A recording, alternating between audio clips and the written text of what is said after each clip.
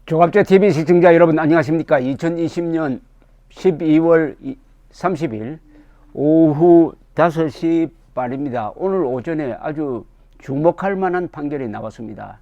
이 민주주의 국가에서 국민의 기본권을 확인하는 판결은 보통 역사에 남습니다. 물론 1심, 2심, 3심을 거쳐서 결국 대법원에서 확정되어야 그게 판례로서 구속력이 있으므로, 그러나 1심 판결이 근사하면은 그게 2심, 3심까지 쭉 올라가는 경우가 있습니다. 이번에 정광훈 목사 재판에서 서울중앙지방법원 형사합의 34부 허선아 부장판사는 공직선거법 위반과 명예훼손 혐의로 징역 2년 6개월 구형을 받은 정광훈 목사에 대해 두 건에 대해서 다 무죄를 선고를 했습니다.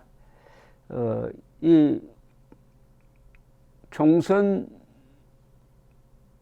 총선과 관계되는 건 뭐냐면은 작년 12월 초부터 올해 1월까지 광화문광장 기도회 등에서 여러 차례 총선에서 자유우파 정당을 지지해달라고 한 발언을 검찰이 무리하게 사전선거운동으로 삼아가지고 기소를 했는데, 여기에 대해서는 간단하게 아주 범죄 적용이 잘못되었다고 판단을 했습니다. 즉 공직선거법상 선거운동에 해당하려면 후보의 존재가 필요하다. 피고인이 발언할 당시 지지할 정당조차 측정되지 않았거나 후보자가 결정되지 않은 상태였다. 그런데 우파 정당 지지하지 않은 이 일반적인 발언이 무슨 구속감이냐 하는 이런 이야기인데, 이건 아주 명확합니다. 그런데 더 주목할 만한 것은 이겁니다.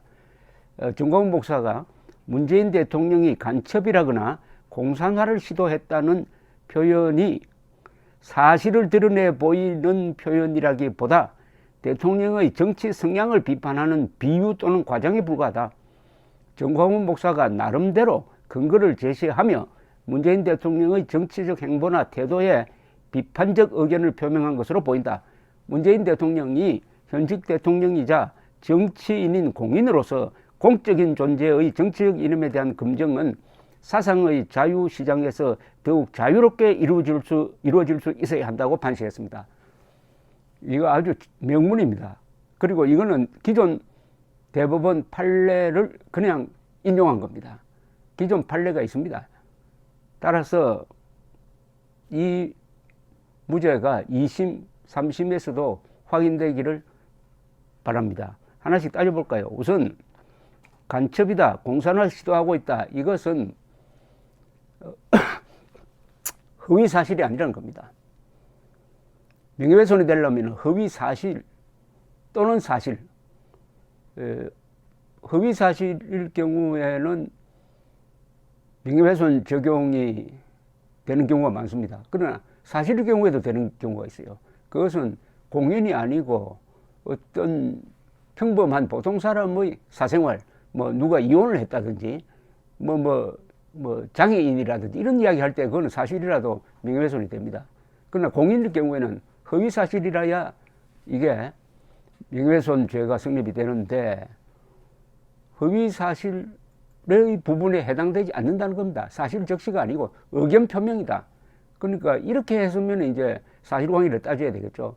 문재인 대통령이 뭐월 뭐일 어디에 누구하고 접선을 해가지고 구체적으로 간첩 활동을 했다, 이렇게 이야기하면 요거는 명예훼손 죄에 해당할 수가 있지만, 그게 아니고 하는 행동이 간첩 비슷하다, 그리고 공산화를 하는 것 같다 라는 것은 의견 표명에 불과하다는 겁니다. 의견 표명은 주관적인 거니까 그거는 누구나 할 수 있어야 되고, 특히 대통령일 경우에 이념 전쟁이 치열하게 이루어지고 있고, 그 이념 전쟁의 승패에 따라서 우리가 북한식으로 살게 될지도 모르는 이런 상황에서는 대통령의 이념은 굉장히 중요하다.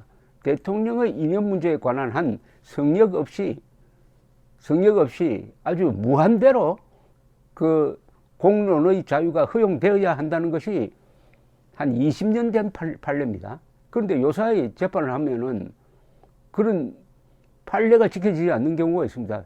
비근한 예가 고영주 변호사가 어떤 2013년의 어떤 우파단체 모임에서 적석 발언을 했을 때 나는 문재인 씨가 공산주의자라고 생각한다. 이 사람이 집권했으면은 한국이 공산화되는 것은 시간 문제다. 라고 이야기한 걸 문재인 측에서 고발을 해가지고 명예훼손 재판이 진행되었는데 1심에서는 무죄가 나왔습니다. 1심 판결문이 아주 명판결이었습니다. 근데 2심에서는 또 집행유예형이 나왔다 이겁니다. 이게 대법원에 가서 어떻게 될지 한번 주목할 부분입니다. 그래서 다시 이번 이 정광훈 목사에 대한 재판은 대법원 판례를 재확인한 겁니다. 그런 점에서 아주 멋진 판결이라는 거죠. 요사이는 이상하게 이게 뭐 이념에 중독됐거나 이념에 경도된 이상한 판사들이 많아가지고 잘못 걸리면은 대법원 판례도 아예 무시해버립니다. 대법원 판례도 무시하면서 자기 편에 대해서는 무죄, 상대편에 대해서는 유죄를 선고하는 경향이 있고, 특히 1심보다는 2심 쪽으로 올라갈수록, 그리고 대법원으로 갈수록 이 재판이 이상해지는 경향이 있습니다. 보통은 1심 판사들이 다소 무리를 하더라도 2심에 가면은 이게 좀 온건하게 교정이 되고, 대법원에 가면은 더 아주 역사적 무게를 싣고 아주 점잖은 그런 판결이 나오는데, 이게 완전히 거꾸로 돼가지고 요새 양심 있는 판결은요, 서울행정법원의 예도 있었지만은 1심 단계에서 나오는 경우가 많습니다. 김명수 대법원장이 와서 아주 이상한 구조를 만들었는데, 그러나 오늘 이런 선고가 나와서 상당히 기분이 좋습니다. 이것은 민주주의를 지킬 수 있는 자유를 보장하는 겁니다. 민주주의는 언론의 자유가 살아있고, 선거의 자유가 살아있고, 사유재산권의 행사의 자유가 살아있으면 절대로 공산화, 독재로 가지 않습니다. 이 자유민주주의를 지키는 자유는 이게 무슨 자유냐 하면은 개인의 자유입니다. 어떤 집단의 자유가 아닙니다. 개인의 인권입니다. 이게 헌법 10조에 의해서 딱 보장되어 있습니다. 모든 국민은 인간으로서의 존엄과 가치를 가지며 행복을 추구할 권리를 가진다. 국가는 개인이 가지는 기본권을 보장해야 한다는 것이거든요. 이게 1776년에 토마스 제퍼슨이 기초한 미국 독립선언서에 연유한 유명한 문장이고, 그 뒤에 민주공화국이 새로 만들어질 때마다 이 제목이 거의 항상 들어갑니다. 그만큼 지난 한 200년 이상 세계를 민주화 시키는데 기본 문장입니다. 그걸 이번 이 재판에서 확인했다. 우리 국민들에게 자유의 무기를 주었다는 거죠. 언론 자유, 표현의 자유라는 무기를